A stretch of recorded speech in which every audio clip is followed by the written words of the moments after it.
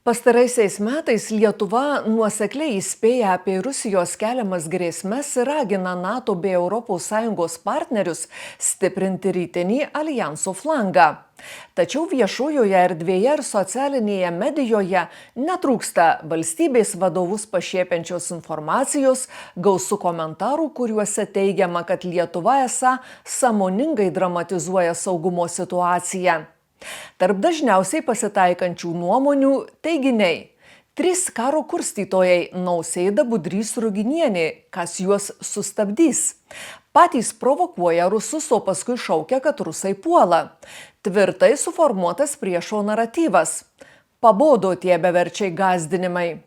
Šio naratyvo šalininkai teigia, kad taip siekiama mobilizuoti didesnę NATO ir ES partnerių paramą, pritraukti papildomų gynybos išteklių bei paskatinti didesnį sąjungininkų karinių pajėgų dislokavimą regione.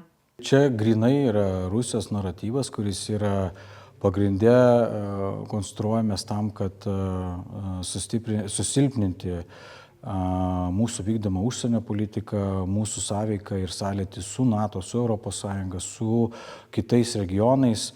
Tai yra nieko naujo. Tie taikiniai, kurie Rusija taikosi būtent taikydama savo propagandą, yra būtent didžiąją dalimi nutaikyti į NATO, į mūsų užsienio politiką, į mūsų kultūrą ir mūsų istoriją. Tam, kad tas naratyvas jisai turėtų savo, uodegą, jisai turi būti nuolatos kartojamas, jis turi būti papildomas naujomis istorijomis, atitinkamai reaguojama ir į pokyčius, kurie vyksta viename arba kitoje valstybėje. Tai šitoje vietoje tie pamatiniai taikiniai yra be galo svarbus, nes jie iš principo yra susijęti su valstybės identitetu, su mūsų kultūra, su mūsų istorija, su mūsų žmonių mąstymu, žmonių valia ginti savo šalį. Ar Lietuva iš tiesų perdeda Rusijos keliamą pavojų, ar tokie vertinimai kyla iš objektyvių žvalgybos ir karinės analizės duomenų? Tiek mūsų žvalgybos tarnybos, tiek mūsų sąjungininkų NATO žvalgybos tarnybos. Tai yra iš principo mes esame klubo nariai, kurie vienaip ar kitaip turi tą patį supratimą apie grėsmės. Tas grėsmės mes dalinamės, tomis grėsmėmis, tas grėsmės mes vienodai suprantame.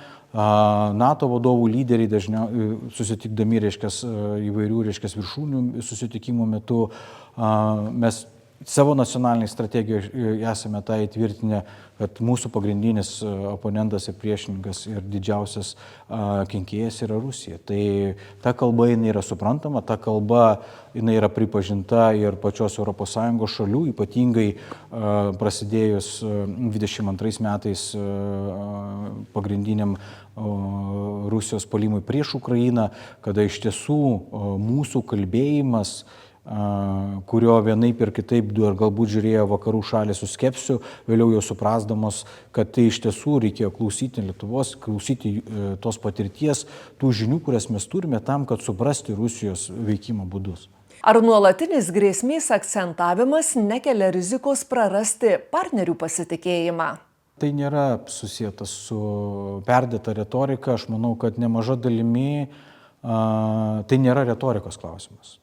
Pirmas dalykas. Tai yra iš tiesų veiksmų, kurias Rusija vykdo mūsų regione, konkrečiai prieš Lietuvą, prieš kitas šalis, kurios yra, ribojasi su Rusijos pasieniu. Tai mes iš principo šnekame tam tikrą prasme jau pasiekmėmis Rusijos veiksmais, kurios jie daro čionai, ar vykdydami tą pačią dezinformaciją, ar trikdydami, su GPS signalų trikdymu civilinės aviacijos klausimą, ar Baltijos jūroje atlikdami, ir su šešėliniu laivynu, pažeidžiami kritinę infrastruktūrą, ar darydami kitas sabotažą arba kitas veiklas, ne tik Lietuvoje, bet ir Europoje. Tai yra tam tikri dalykai, kurie iš principo tai nėra retorika, tai yra iš principo realybė, kurioje mes gyvename, ir ta realybė jinai iš principo formuoja valstybės poziciją.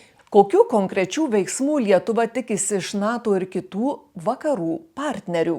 Mes turime labai aišku NATO šalių sutarimą, iš principo didinti pakankamai ženkliai savo finansavimą. Finansavimas nėra pats atgrasimo faktorius.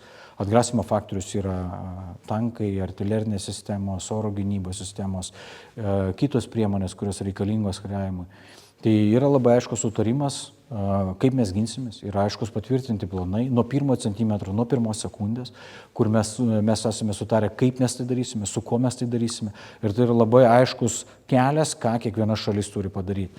Ir šito vietoje labai aišku, kad vienybė yra, kolektyvinė gynyba ir bendras sąveikumas tarp NATO šalių jisai yra. Ir iš principo mes judame labai teisinga kryptimi. Saugumo nešiojamas kiekvienas su savimi. Tai yra, mes kiekvienas atsakome pirmoje vietoje už savo saugumą, savo šeimos saugumą, savo namų saugumą. Atsparumas ir pasiruošimas yra kiekvieno mūsų atsakomybė ir pareiga.